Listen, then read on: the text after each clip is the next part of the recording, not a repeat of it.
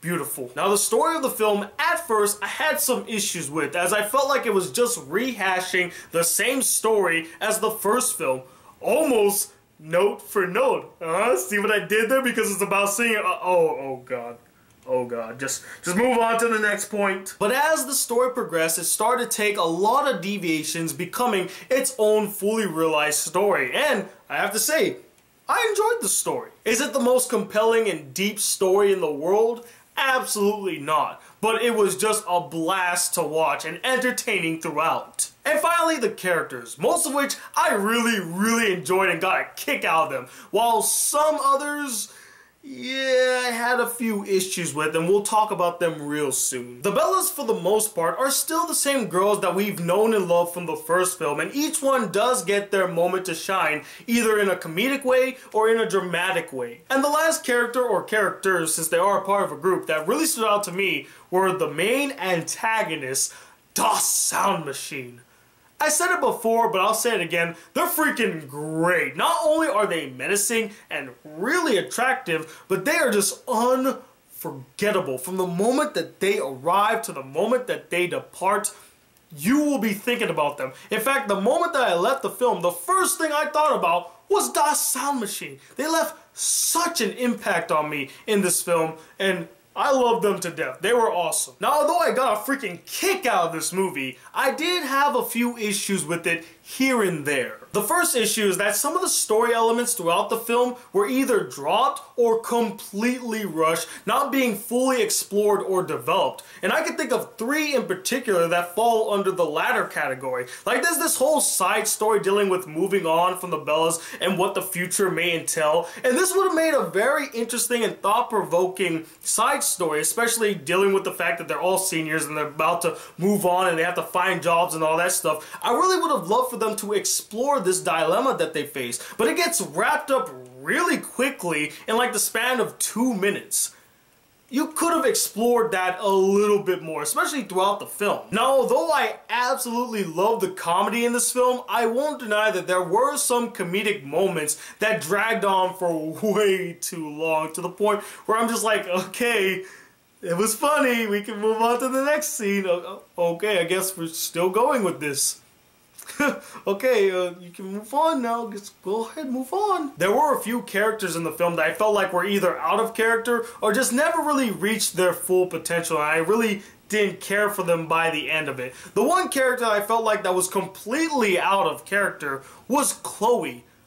What happened to her? She used to be that really bright and energetic girl that kept the team together, but in this one she became more like that blonde girl from the first film. Very demanding, very like spastic, like, oh my god, what's gonna happen to the Bellas? That is not what her character was like in the first film. She was more understanding, she was more open, she was more connected with her team. And this one, it felt like her character took a 180 and just devolved into this other character. Not only that, but they totally disregard the whole nodes thing, not mentioned once in this film, and you don't even hear her belch a loud, deep voice kind of singing, which I found weird. Did they forget that, or they just didn't want to acknowledge it? The one character that I felt like never reached her full potential, I mean, I was beginning to like her, but I just never reached that point to where I was like, yeah, she's a great character and I love her now. And that was the new girl, Emily, played by Hailee Steinfeld. Now, I love Hailee Steinfeld. In fact, I would almost say she is one of my Hollywood crushes. Like,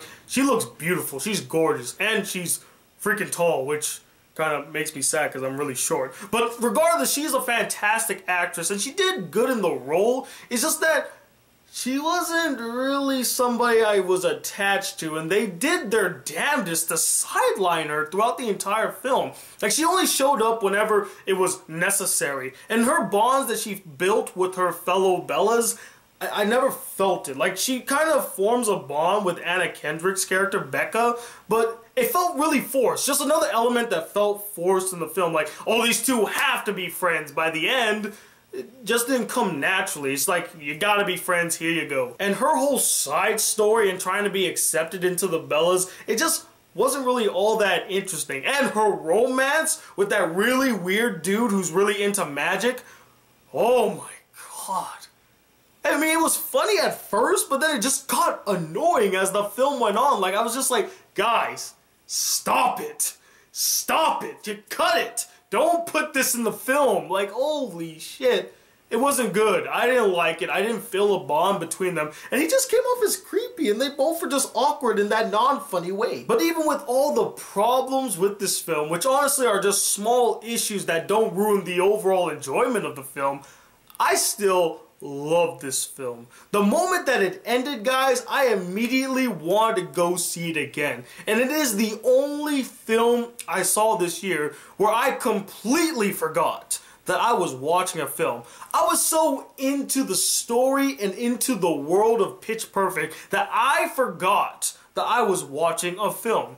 And if a movie can do that, that movie is something special. And that is why I'm going to give Pitch Perfect 2 a 4.5 out of 5 stars. I think that it is one hell of a film, and definitely one that you need to go see right now. Again, it is one of the best comedies of the year, and if you love the first Pitch Perfect, you'll get a kick out of Pitch Perfect 2. But anyway, what did you guys think of this film? Did you really enjoy it? Did you get a kick out of it? Or did you find it really boring and dull and you just don't like acapella that much? And as always, I would like for you guys to describe Pitch Perfect 2 in 4 words. Comment below and let me know, and I'll pick my favorite responses for the next episode of In 4 Words, which will be coming out tomorrow. So until those videos come, guys, if you would like to be a part of the Black Critic crew and not miss out on a single awesome video of this channel, please hit that subscribe button below, like this video if you really enjoyed it, and I'm Tony Watt II, the Black Critic Guy. Till then, peace, YouTube.